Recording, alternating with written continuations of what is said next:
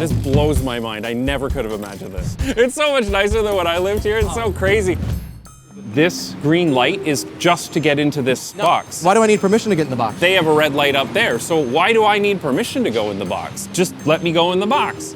Put me in the box. It's bizarre. This bizarre double traffic light has caught out more than a few cyclists in London, and weirdly, it's trying to solve a problem that the Dutch don't really have to worry so much about. But it's far from the only compromise on London's streets. I've cycled over 5,000 kilometers over the last 2 years in London, and I genuinely think it's becoming such an incredible place to cycle. But maybe I need a reality check. This is what you remember from your youth. My name is Edinger, and today I've taken a Dutch cyclist all around London to show him the best and the worst streets that London has to offer. But this isn't just any cyclist. This is Not Just Bikes, the YouTuber who's well known for making videos on urbanism and what makes great cities great. He's also kind of harsh, but fair. So if there's anyone that's gonna give London the brutal reality it needs, it'd be him. And since he used to live here over a decade ago, there was only one place that we could start out our journey. Keystone Crescent. Oh yeah? Why are we here? We're here because I used to live here, right here. Wow. When did you live in London, out of curiosity? I lived here from 2006 to 2012, with a brief stint in Taiwan in between there. And then as soon as I arrived, you were like, I'm out. Yeah, exactly. I was like, fuck this, 2012 is I'm when out I of here. arrived. I am done with this. The city has changed quite a lot since then. Maybe it's improved, hopefully, to meet Jason's standards. I know London really well. I know how to get around. So I got our Oyster cards here. We're, one for you too. Thank you. And we're set. I think we'll be fine. So I think we're going to be getting Jason a Boris bike, also called a hashtag branded cycle. And so we'll be cycling around London. We'll be showing Jason some of the best and worst that we have to offer. We'll see if we can impress him. Certainly can't be worse than it was before. Right? We shall see. All right, let's go. Let's go. Yeah, let's go up there. Yeah. Okay. We're gonna go over the canal, and then there should be some electric ones on the right. Okay, so how do we do this? I haven't done this before, but I've done it in other places. You got to scan your Oyster. Higher now. Country Nederland. Nederland. I don't understand why it's this difficult. Enter the release code using the keypad left of the handlebars. Well, it's not necessarily worse than before, but our journey started with problem after problem. That one's flashing red. That one's flashing red. That one's flashing yellow, red. It's the same, so whatever. Okay. Oh, your bat's dead, mate. I think we might have to find the other one. Ugh. You know what, I'm just gonna take out the bike and we'll use it for a bit and we'll go get something else. Wrong. Jason is having some issues. 3, 3, 1. No, good start. The first Boris Bike Doc's e-bikes were all dead, and on the walk to the next one, my camera adapter broke too. All right. So after a quick detour for some emergency super glue, We're finally starting. Had to go to a hardware store. Okay, confirm higher and green. We're good to go. we finally got moving along one of my favorite parts of cycling in London. You lead the way. All right. Oh yeah, sorry. Okay. I have walked down here before. Regent's Canal. Yes, Regent's Canal. This is actually kind of nice. Sorry, mate. Excuse me, sorry. Cheers. For about 30 seconds. First stop on our Whoa. cycle. Oh. That was the first stop. Thank you, sir. Oh, shoot. Already. Was it the super glue? It was the super glue. And I have some bad news. Hey. Unfortunately, it smashed the lens. Oh, that was the lens protector, actually. Yeah, the lens is actually fine. Ready to begin our adventure part 5? Even with the day slightly cursed, I was hoping cycling along London's beautiful Regent's Canal would be sure to earn the city its first few points from Jason. It's a shared path. A little bit narrow to be a shared path, but it works. It is narrow. You choose this because it's safest, but it's not ideal for commuting to be on the canals. Bit of an obstacle course there. How does this compare to the canals back home? What, no? Come on. It's kind of nice, come on. I bet you don't have a bookstore on the water. We probably do, actually. Okay, that's probably. So, I do know that canal because I used to go for walks along there. Okay. It is nice. A little bit narrow to be biking down, and there's all these people there. Yeah, it gets dicey, especially when Yes. there's a lot of pedestrians. For leisure riding, that could work. I wouldn't want to take that to get to work. Okay. So yes, the canals are lovely to cycle down, but the next stop is where Jason got his first real surprise. Welcome to King's Cross isn't that bad anymore. This is wild to me.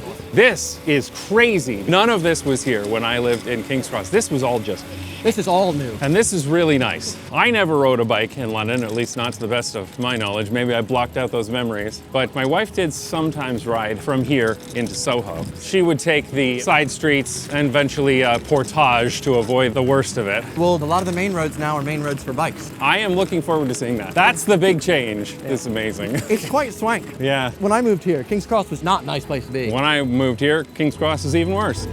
So satisfying. King's Cross. Can you believe it?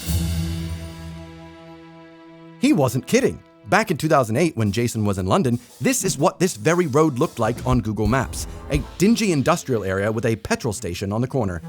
But here's what it looks like now. The cycle paths are clearer, the road is more narrow, petrol station gone, and hey, there's a lot more people out and about. This is such an improvement for all road users, and it didn't just happen out of the blue. It was a decade of deliberate investment triggered by the Eurostar moving to St. Pancras.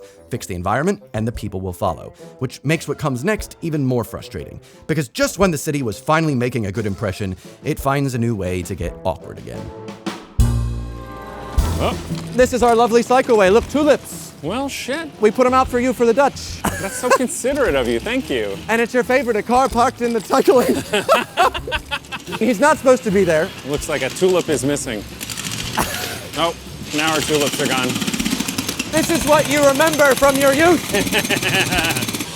I'm so glad this is where we started. Yeah. I want to get through, but that's a bit scary. Yeah, I'm not squeezing in between the taxi and the bus. He's telling me to go on the pavement. Pavement it is. For what it's worth, I did have you meet me at King's Cross. I was setting this up on hard mode. Whoa, I'm so confused. Can we go this way? Oh, yes, this way. All right. Yeah, okay. Well, shit, look at this. It's not too bad, comparatively. CS6. Yes, welcome to Cycleway 6. We're on a separate path. This is respectable. A little bit funny there's taxis here to our left, but as long as they stay there, it's the queue, that's all right. They're not gonna be merging in and out of there, so that's fine. Not bad. Oh yeah, okay. It's so much nicer than when I lived here. It's so crazy. I look, I'm like, what the f? That's St. Pancras and it doesn't look like shit? Yeah. Yeah, because this would have just been, what, 4 or 5 lanes? Mostly taxis, I assume. Absolutely. I don't think I would ever want to come out here voluntarily. When I moved, I think the Eurostar had just opened. I'd have to look it up. It was either right before we moved or just after we moved.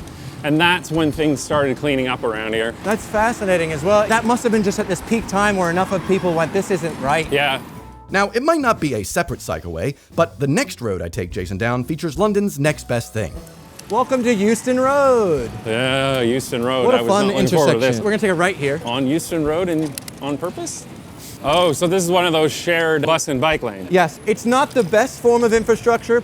All right, all right, all right. This is a very important light to stop at. You have to stop, as you can see. The one thing I love about the Netherlands is they have the smart traffic lights that change the signal timing based on like what's detected, including pedestrians in some cases. I'm excited to get you off this terrifying road, because this isn't very nice. Normally I would weave, but I do not want to do that right now. Oh, here we go. Ready? Yeah. Ready?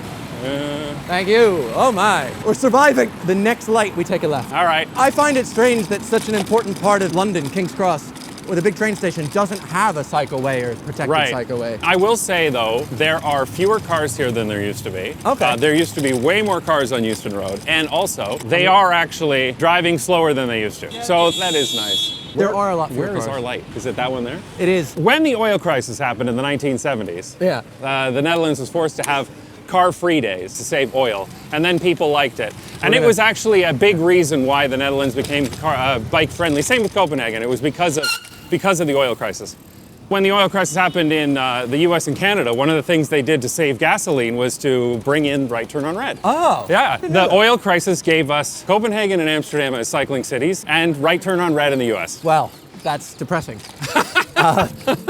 We've gone through some spicy places, but next we're taking you to Bloomsbury Street. I believe your wife would have been cycling down this street. I am very familiar with Bloomsbury Street. All right. Yes. I'd consider it a middle bit, as in it's not fully great for cyclists, but it's at least a little bit better. All right. Woo-hoo! Okay. Not too bad. A little bumpy. So we want to go straight, but there's a van. Curious to see how this camera footage is going to come out. Editors put in some of the really bumpy stuff. So we've had to share the road a lot with cars so far, but this next street, Jason compares London and its quiet ways to one city I really wasn't expecting. Okay, we're taking a left here. After you, monsieur. Thank you. So this is our incredibly safe painted line. C10. But now look, we've got this tiny, look, we're raised. Oh yeah, oh no, yeah, we're raised and up that now. side as well has a nice, woo, raising. Okay, this is kind of, actually this is very Copenhagen coded here. Really? Yeah, the very Copenhagen coded. In 2016, this road was just 4 lanes of cars. And now at least we've got these 2 half lanes for bikes. Okay. Oh, wait a second. Now I'm just seeing bike lanes all over the place now. Look at this. Oh, I want to visit the street that you said they removed the bike, and that should be around here. Yeah, it's near the British Museum. That should be nearby, yes. right?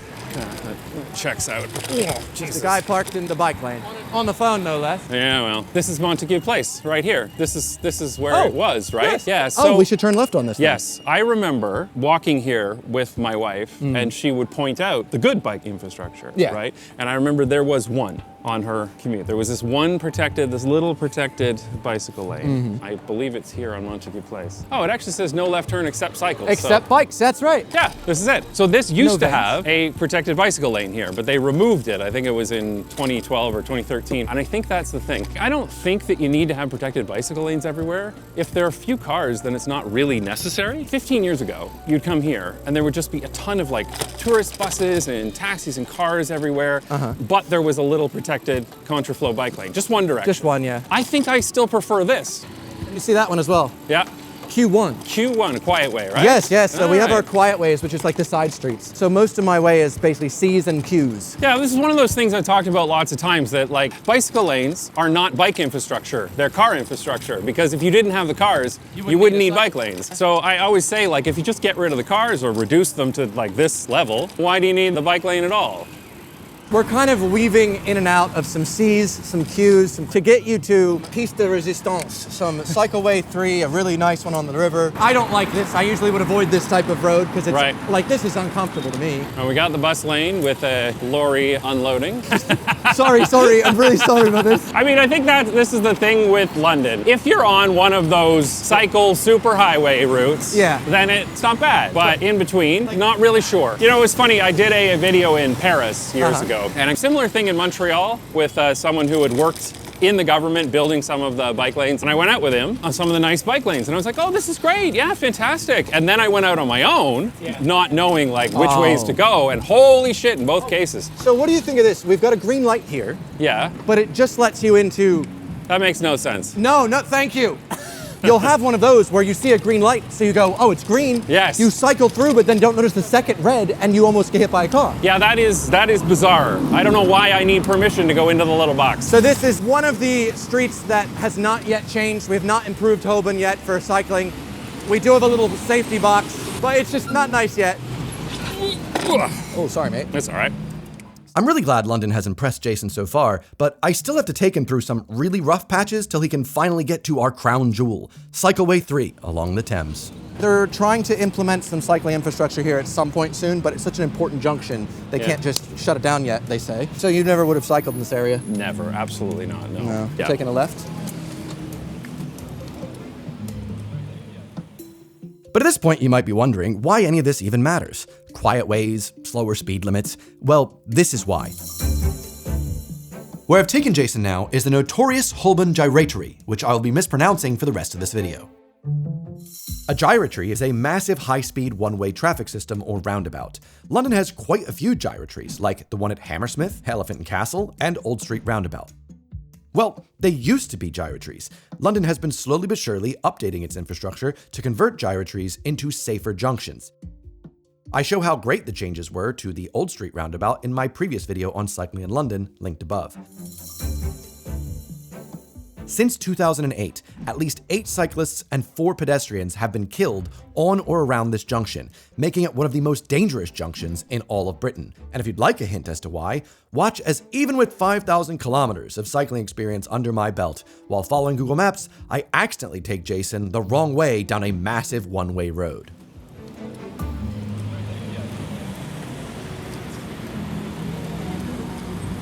All right. Whoops. What have you done? All right, so Try that again. I don't think the signaling was great on the roads there. This is the issue as well with following some map systems, because it was like, take a left. Is that on bike directions too? Yeah. The app recently updated, and I don't know what they did, but I know I saw your video on the Google Map stuff. It's like it just switched to being just car stuff. Right. And it'll show you do this giant roundabout, and I'm like, but I can just go straight through? Yeah. So now we're back on the bikes for this. Okay. We're taking a nice route to get to Cycle Superhighway 3. A little portage. Little portage. Yes. I am a former Canadian. I'm familiar with that. Yeah, so we've had a nice mix, actually. Nice mix. Okay. The biggest difference, as you noticed, is probably just... At this point, I can't hear a damn thing he's saying, so we're just gonna have to catch up. I mean, as great as London is, and I think it's a phenomenal place to cycle, obviously, it can use a lot of work. Yeah, of course. I mean, it's going to be a work in progress. Like, I cycle in Toronto. I will still say there are so fewer cars here than there used to be. So it's not just about bike lanes, right? It's also about lowering speed limits and putting in modal filters and one-way streets to reduce the number of cars. It kind of sucks cycling out here, but also at the same time, there's not that many cars. And I know that at other times of the day there can be more, but I've been to London a lot, and there are fewer cars now than there used to be. I assume you've noticed we also have so many more people cycling. Oh yeah, for sure. Especially if you come during like peak time. It's so lovely seeing so many people in all different types of dress cycling to work. Yeah, and I mean, ultimately that's giving people options, right? Sometimes car people are like, you're restricting my freedoms by restricting cars. I'm like, no, this is about freedom. We're giving you more freedom to choose. To choose. It's the freedom to not have to drive. That's the point. Giving people options, safe options that make sense is just better for everyone. I'm so excited to take you off of this main road. It feels like when you recommend a YouTube video to a friend and it's really awkward at first and you have to be like, no, just keep going. No, it gets better. Just after this little, I don't remember after the sponsorship, it's fine. Yeah, after the sponsorship. Speaking of sponsors. Oh, wow, is that the O2 and the cable car in the same shop? How did I find this place? Well, I just used my maps. Thankfully, since I live here, I don't have to spend money on roaming fees. But if you want to visit London and you don't want to pay for roaming fees, well, you might as well use today's sponsor, Saely. Saely is an eSIM that lets you connect to the internet wherever you travel without all the expensive roaming fees. I've been using Saely for the past 2 years now, and it's been a game changer. Last year, when I visited Morocco, I saved over £100 over my provider by using Saely, and it was dead easy. All I had to do was download the Saely app, follow the instructions to put the eSIM on my phone, and then bish bash bosh, after I've chosen a country and picked a package, I then had a lot of data as soon as I got to the Morocco airport. It was amazing. And what's even nicer about Saely is if you're planning on visiting multiple countries, you can just get an eSIM package and share the data across loads of different countries, which saves a huge amount of money and time, as opposed to going to the airport and having to switch out your SIM with a SIM that they sell you there, which is never a good deal. Plus, you can save even more if you go to saely.com/Evan, because they're offering 15% off your purchase by using the link in the description below. So thank you very much to Saely for sponsoring. Be sure to download the app today before your next trip. Without further ado, let's check up on Jason and see how his trip to London is doing. We may have started off with London's rougher side, but now it was time Jason saw some of its best recent changes. Very important red light. Yeah, I know, right? I mean, I guess, it's for the pedestrians, but oh man. When you have lived around smart traffic lights, you can never go back. They drive you nuts, because you're like, why is this red for everybody? I mean, at least it is 20 miles per hour here. Yeah, That's some really bad asphalt.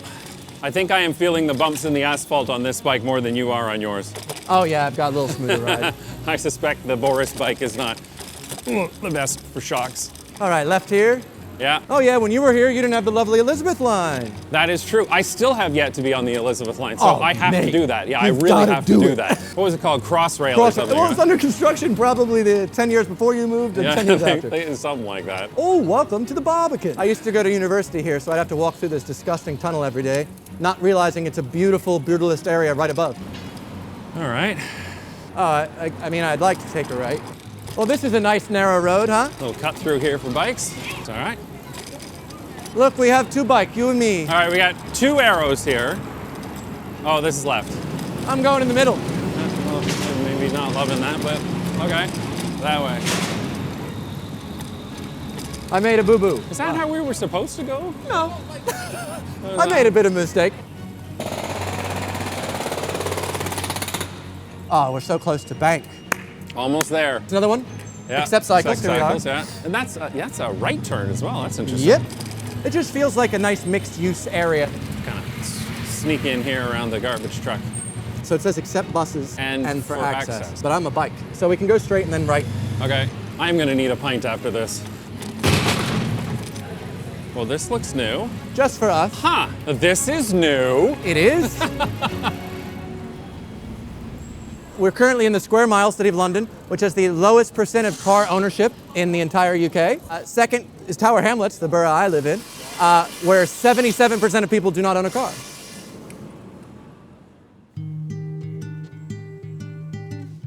It's so much quieter. Yeah. I mean, this is the thing I've noticed about London more than anything else on this trip is how much quieter it is. I know there's like way more electric taxis as well. Yeah. It is a quieter city. Like this You can is, hear people. Yeah, and every once in a while we get a bus, but is that an electric bus? Yeah, that's not loud. No, it's not particularly loud, is it? Not like it used to be.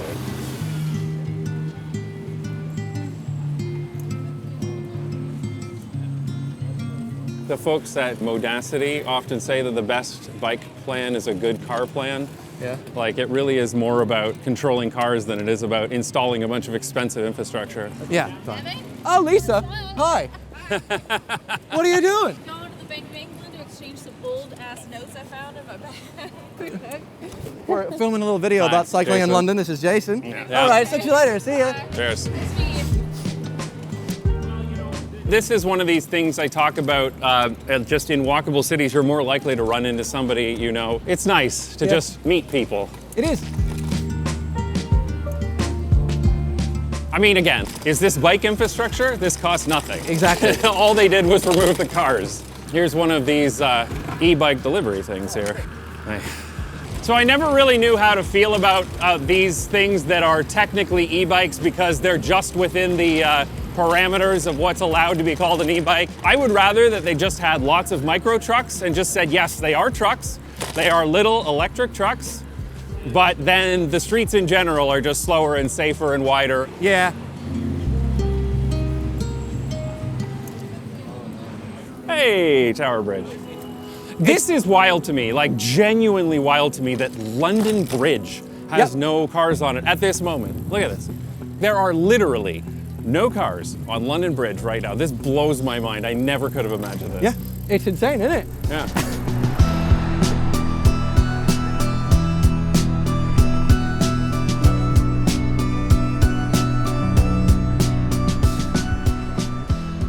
That was nice. The more I cycle here, the more it feels like an experience that you'd get on holiday as an American. But I can do this every day. Right. It's so nice. When I've lived anywhere where I mostly take the metro, my mental map of the city is really messed up because I know how to get to the places that I would go to and when I exit the tube station. But sometimes I'd be walking and I'd be like, whoa, wait a second, what? This is right next to that? Yes, I had yes. no idea. Oh, hello. This is part of the Cycleway. Right. It's a shared use path. See? A little bit weird. Yeah, it's a bit weird. You just have to kind of know. I ran into those in Paris as well, where sometimes they just pointed into the sidewalk and you're just like, figure it out. It is amazing though to see people like that dressed in normal clothes. Yeah. What I've been seeing more and more, especially in the borough of Islington, in Camden, Hackney, is parents with their kids. Yeah, I mean, that is like an indicator species, man. To me, that's what's the signal that's saying this is really becoming a cycling city. That's all right, don't worry. It's like if you want to know how safe a neighborhood is, you go out there in the evening and see if there are women walking around by themselves. It's like that kind of thing. Go around this guy. Look at our blue paint. Ah, there you go. Thank you, Barclays. Given everything you've seen so far, if you had lived in London during this time as opposed to before, do you think you might have chosen to cycle? Yeah, I think I still probably would have taken transit more often than cycling, but I could definitely see it. You know, at the end of the day, it's going to depend where I'm going and what it's like. I could imagine, though, that if I had some of those better cycle highways between home and work, I would have done it for sure. There's still some trucks here, but we're totally separated. And really separated. I mean, yeah, they're serious about this. Nobody's jumping that curb. My camera. This is the part of content creation they never show you. You got to go back and get your camera, pack up the tripod again. These are the lengths that Evan has to go to bring you this quality content. So please, share, like, and subscribe. Oh, what's he up to? You having a good time there? So here we are. We have a green light. Yeah. Yeah, so what is up with this? Why? Why do I need permission to go into here? Yes. That's what I don't get. This is actually the intersection I nearly got in an accident in.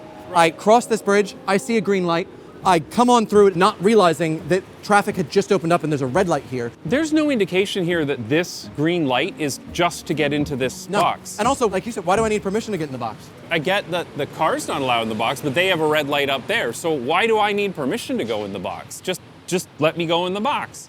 Put me in the box. Is there a situation where this is red, but now it's green for them, they go into the box, and there's some reason for that? Is that like why they do this? We're not allowed to go, but it's green up ahead, and it's not like this is a pedestrian pathway, so why is this here? Nice cowboy. Now the green light is there, green for cyclists, but Yeah. now it's red for us. It's bizarre. So I guess we go now. I guess we're green. It reminds me of those highway entrances in California where they have the red light to like keep the cars going in at a reasonable rate. Yeah. But that's to like keep traffic flowing so the cars don't bunch up on the entrances. You don't need that for controlling the bicycles that come in. This is bizarre. I could totally see seeing that green light and just going right through and missing this one. I could totally see doing that. I hate it. That is weird. It's one of those things where I made the mistake and then went, this is not my fault. Yeah, I know, right? This is infrastructure That is problem. confusing because the thing is, when you mentioned that to me, I thought at the very least back there'd be a sign that says for entry into the waiting area or something, in Yeah. the waiting box. But like, it doesn't say anything. It's just a green light and then a red light. It's useless. Yeah. Bizarre. Absolutely bizarre. The main purpose of bike gates like this one at Queen's Place is to eliminate the risk of the left hook collision between left-turning motor traffic and cyclists proceeding ahead. But the main issue with bike gates is that they only exist because the junction is still fundamentally designed around motor traffic first. It is a very London solution, a clever workaround for a conflict that better designed streets wouldn't cause in the first place. But at this point, I think I'd shown Jason enough of London's weird quirks. I'd been saving the best for last. At long last, we've made it to Cycleway 3. We are entering the promised land, The promised land. sort of. What am I doing? Oh, okay. After you, it's sir. a two-way cycling path. Hopefully this reminds you of your homeland. I mean, it's pretty wide. Yeah! This is a good width for a two-way cycling path. I think the minimum in the Netherlands these days is 4 meters for two-way. Oh wow. This feels about 4 meters. This is a little more than 4 meters now. And what's nice was they didn't have to build this as much as just take it over. Again, I mean, this is just part of the road that they just don't let the cars in, except for loading only, I guess, which is fine, right? My first cycle for my video where I wanted to go east to west, getting to this dingy tunnel, we were all so excited because Right. we had a private tunnel just for bikes. Yeah. You know- I do want to ride sometime with a really accurate heart rate monitor. Oh, yeah? And go around the city and compare my heart rate to like how dangerous the infrastructure is. Quite a Can I fascinating get idea. like live cortisol levels? I mean, it's a little bit narrow for one way, but it's fine. Like this is pretty good. So this is an annoying light, mostly because it doesn't really need to be a red light for bikes ever, unless they're turning left, which is rarely. Yeah, that is a little bit silly. This is again like once you get used to smart traffic lights, you can't handle dumb traffic lights. I look at this and I'm like, why would the traffic lights ever be designed this Yeah, way? for instance, we're not protecting a pedestrian here. We're not really Yeah, right. There's protecting no anything. reason for this to be red for bikes right now. Especially because this is not a popular road to turn down, really. Right. Well, that was a bit spicy. They're really pushing it there. It's like, hey, this is 4 meters. I know we can go 4 of us at a time. Yeah. So we've got 3 minutes on this lovely cycleway Right. to get to King's College, where we'll stop for a drink at a nearby pub. I could use a pint after that. yeah. Although I could feel my blood pressure, my cortisol levels, everything's coming down a little bit. I'm doing all right.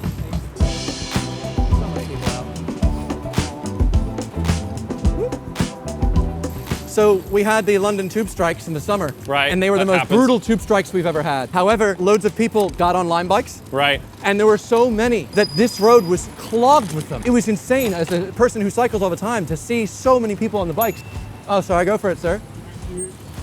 It was just mind-blowing. The numbers haven't quite come back from then, but Right. a lot of people took that one day and went, Yeah. oh, it's actually not that bad. People get stuck in their routines and need a shock sometimes, just to nudge them, just to give them a kick in the ass to try it. This is by far Boris Johnson's best work. The one good thing he did. It's really nice. Yeah, this is perfectly pleasant. And there aren't a lot of cross streets here either. Yeah. This is one thing that the Netherlands tries to do quite often. They don't often do two-way cycling paths unless it's in a place where there's very few cross streets, because that's the one place two-way can get you in a little bit of trouble. But this works very well. But you're right, it's because there's nowhere to the left to go, so Yeah. it makes sense. Most of our best cycleways are two-way like this, so I get confused when I go to like Paris and they have a lot of the style where it's on one on either side. Right. It's too narrow for me though. Yeah, the logic there is that it's better to be on the side that people expect you to be driving on, because you do run into situations with two-way cycling paths where a driver will look one way but not the other because they're not expecting bikes to be coming from that direction. I have found, compared to when I first tried cycling and was too scared of it 10 years ago, drivers are so much more cognizant of cyclists on the road in London these days. That makes a difference too, for sure. I see road rage videos online a lot, but my experience in London in real life is people do not cross the cycle path. They wait for you if you're cycling, which is the law. So I mostly find drivers are quite nice, but that won't go viral, so.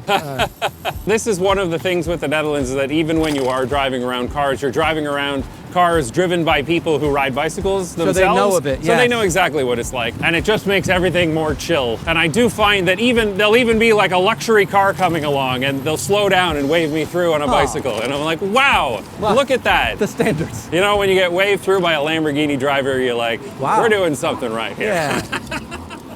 Yeah, I mean, this is quite pleasant. We should have started here. Nah, it's good to end here. I know that it's a bit mixed. I know you laughed at my mixed. There's a lot of rough patches. And I did start us on hard mode by starting at King's Cross. You did. It was really hard for me to save it from there. But if you're going east-west, this is completely unbeatable. And then there's a couple north-south ones that are just so nice and safe. Big Benny. Big Ben. We made it. This is the longest you'll wait at a light. During the strike, I sat here with my camera and counted 4 different stops they had to wait before they could actually cross, because this is it's not long enough for cyclists. Right, yeah. But it's still the best we have. This is such a difference, I'll tell you. Yeah, right? And now that I've taken you to lovely Big Ben, we just turn around to go to King's College and get a pint. I just wanted to see the Big Ben. Hi, Big Ben. Hi, Big Ben. Yeah, I don't know, not much to say here, really. No. This is just quite pleasant. I think it's when you have a good meal and nobody's talking, you know it's a good exactly, meal. right? Yeah, I think that's exactly it. This is the thing. This is going to be the case with most cities. They're going to be in a transition period for a long time. Exactly. But look, London is obviously moving in the right direction here. Whoop!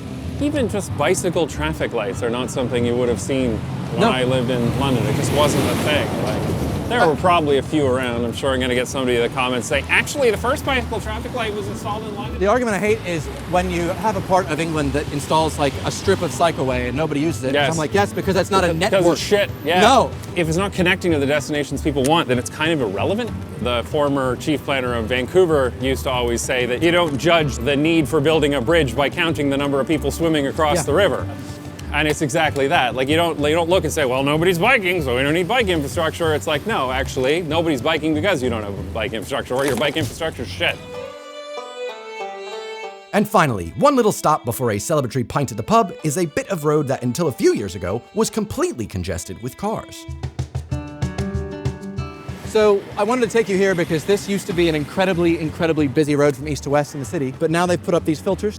This is a university, King's College. Right. A lot of people obviously go to university here, but it used to be just a busy road, so there wasn't anywhere to hang out. But now, I mean, we have a full bike parking spots, people all over the place in the greenery. Very often, this is what makes a city better, actually, is just blocking off a street like this. Doing something like this kind of modal filter, obviously, it just cuts through the through traffic. Yeah. It's so much quieter. Now you've got places for people to sit, and just that alone can be what improves the city more than anything else. Yeah, look how many bikes are in the parking spots. It's, to me, inspiring because it shows that the kids are going to King's College are actually choosing to cycle. Yeah, and people are sitting there in the park and on the Which benches was not and a park, and, by the way. Yeah, you know, right. like I mean, yeah, that was a road. Yeah, and without further ado, I guess we'll cycle this way and then head to the ye old Cheshire cheese.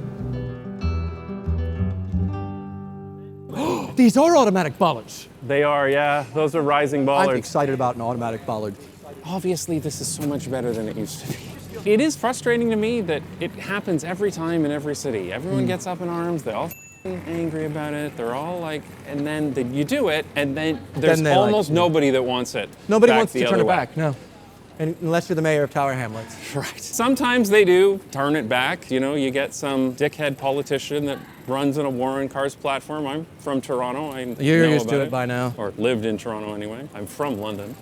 London, fake London, yes. Fake London. But ultimately, this is why I believe that cities will get better, because people see this and they want more of this. Business owners are all upset that they're going to lose all their business when the cars are removed, and then the businesses do better. And then business owners a few streets over are like, well, I want that. Yeah. That's where you get the tipping point. People say that these decrease foot traffic, but the amount of feet I see right now, It's a stupid thing to say. It is. But yeah, and that's one of those tipping points you get with cities. And the other one being when cities start thinking about biking instructors, like where is the best place to put this versus where will this inconvenience drivers the least if we build it. Yeah. This is still one of the annoying parts of London car-wise, but it's okay because we have other options nearby. I don't love riding a bike around buses, but yeah. The big red okay. ones? Yeah. I'm seeing red. Stupid. So sorry. You'll be a dad someday. I know. See, this is a very important red light for us to stop at. Red lights for bicycles on T-junctions. Stupid. Should not exist ever. That is something the Netherlands does well. They'll make a bike lane. Even if there isn't a bike lane, they'll put one on this other side. Yeah. So we need to find a way of turning right. We've been cycling for ages. Yeah. Worked up a thirst. I could definitely use a pint. First I could use a pint because of the stress. Now I could just use a pint. Nice, okay, that's positive. You can't appreciate the positives unless you have some negatives. It's true. So in the Netherlands, what are you stressed about? I think I've seen you complain about certain things in videos where I'm like, mate, that's like the nicest infrastructure I've ever seen. It is funny. There are things I complain about where like the Dutch people are like, oh yeah, that is the worst. It's so dangerous. And people are like, are you kidding me? Oh yeah. Wow. How nice. Such a nice view to ascend to as well. It is nice. Cities used to be designed with what they called terminating vistas, so that you were walking down a street and there was an important building ahead of you, and the idea was that you were walking towards this important, culturally important or governmental building, and that was the purpose. People would have been walking here.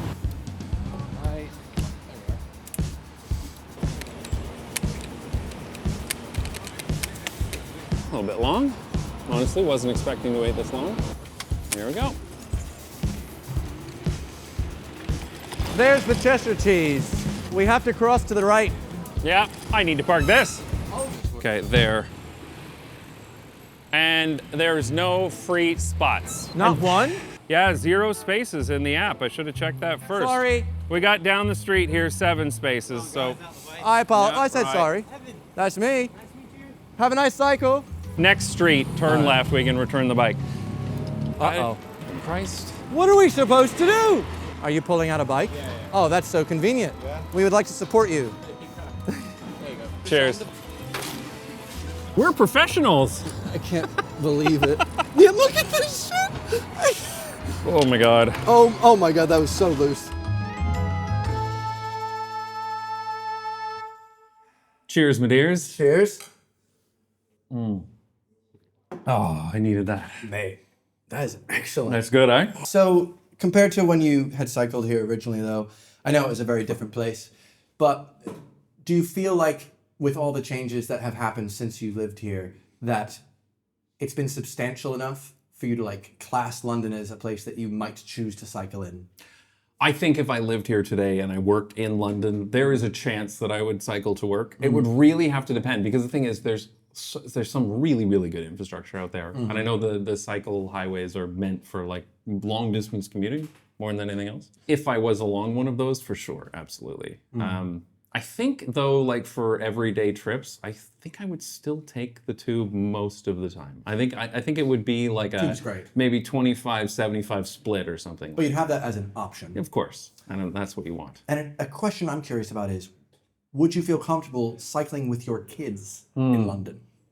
I don't have to say probably not. Interesting, yeah. Yeah, probably not. In most of the stuff that we did, certainly, you know, the paths along the water and things like that, obviously, that would be fine. But it would also depend on how difficult it is to get from where you would live in this hypothetical situation to where we'd want to go. Yeah. Yeah. So I think that's a very big asterisk. It depends. Yeah. Mostly no. Yeah, if you lived in Hackney or anywhere in Islington, I see parents all the time in there, I don't really see them as much when you're in like the southeast or Yeah. even in like... And I think that's the thing, like a lot of it would depend on the neighborhood that we were in, like cycling to school and things like that is often, doesn't even need to be on cycling infrastructure and just needs to be on streets that don't have a lot of cars on them. Yeah. And that was the one thing I've noticed since I've been back in London, there are just so fewer cars. It is actually really noticeable. The city is quieter, the cars are driving slower, and there are fewer of them, which is nice. So we didn't get an F grade. We did not get an F grade. I think it's a solid C, honestly. Like, Yeah! Adequate is Britishness in its core. Yeah! It's like that. I'm so happy to have a C. Compared to Amsterdam, I'm so happy London gets a C because I feel like it used to be an F. And so I'm hoping that maybe next 2-3 years, London gets up to that B+. I mean, it's on the right track. All right. Very Cheers to that. Cheers. Do I think Jason's assessment of London is fair? Yeah. In many ways, London is still in that weird in-between state where it's not quite incredible for cycling and not quite so bad. But the thing is, London still has quite a lot of growing pains. But at the end of the day, I'm happy that we actually have growing pains because that's a sign we're growing, we're changing, we're trying to be better. And hopefully by this time in the next 5 years, maybe the next time Jason comes back, London will have solved a lot of these problems. A lot of the dangerous junctions will be gone, there'll be a lot more safe paths, and people that live in London can live happier, healthier lives. And hey, maybe next time I take Jason to London, maybe just maybe I won't take him down the wrong way on a one-way street. But hopefully by then, one of us would have figured that out by now. Me or the City of London. Thanks for watching, I'll see you next Sunday.